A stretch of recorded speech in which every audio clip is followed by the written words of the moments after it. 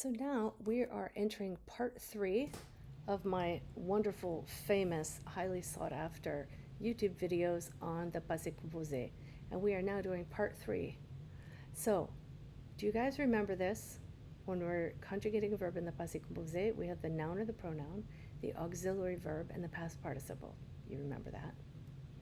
Okay, and you probably remember that the auxiliary verb avoir is conjugated.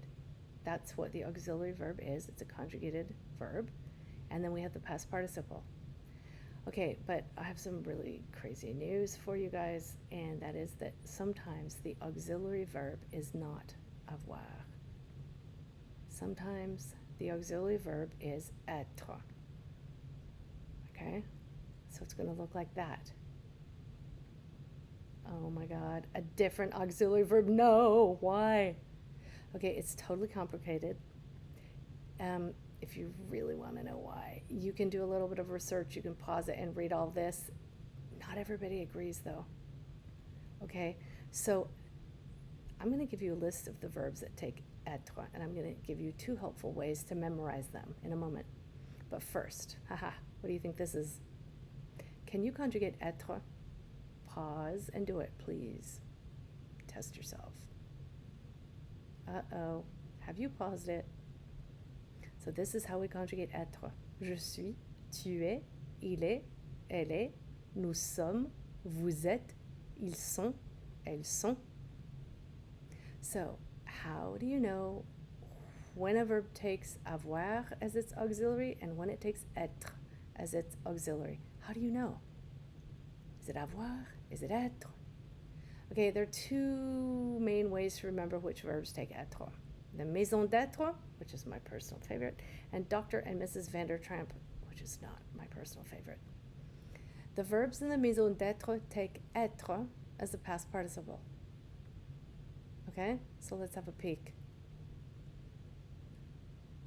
So in English, the verbs for walking in the front door, we have to arrive, to come, to go in, to enter.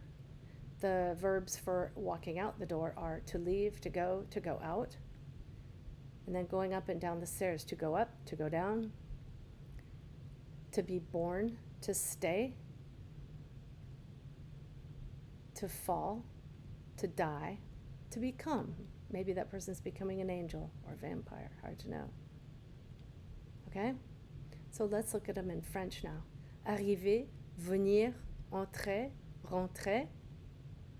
Partir, aller, sortir, monter, descendre, naître, rester, tomber, mourir, devenir.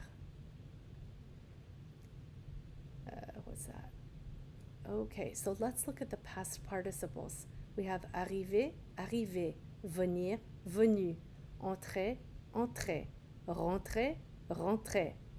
Partir, parti, aller, aller, sortir, sorti, monter, monter, descendre, descendu, naître, né, rester, resté.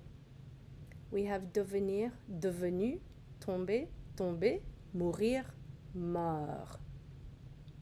So I want to talk to you about these ones for going in the front door. If you put re in front of them, and I already did on rentrer at the bottom, right?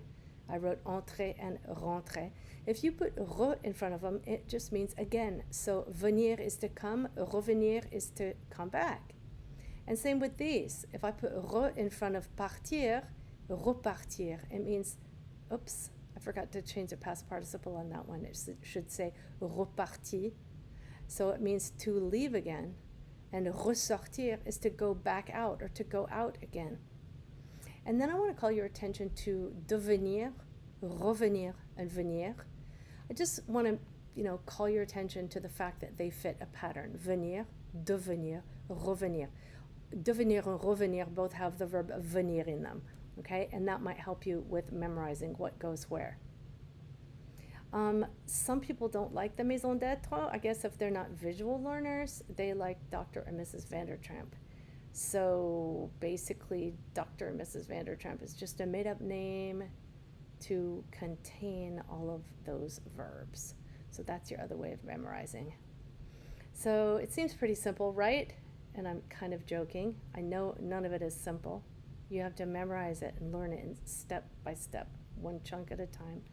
Please change the following sentences from the present to the passé composé. But push pause, don't cheat. So we end up with il est monté, il est descendu, Carlyle est devenu vampire, Léon est tombé. But there's one more thing. Don't hate me. When it's feminine and the auxiliary verb is être, you add an e. When your auxiliary verb is être and it's plural, you add an s. And when it's feminine plural, you add es. So it's called agreement in number and gender. Consider these sentences. Il est monté, elle est montée, ils sont montés.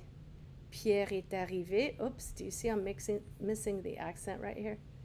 Anne est arrivée. Pierre et Anne sont arrivés. Anne et Isa sont arrivés. Did you notice that adding the extra E and adding an S, or adding the E and the S, did you notice that it does not change the sound of that past participle?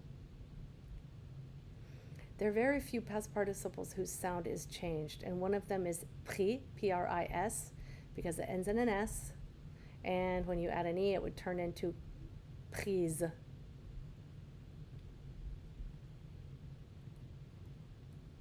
All right, and then you could consider these sentences for another moment. You may want to hit pause. And that's the end of part 3. Thank you so much for listening.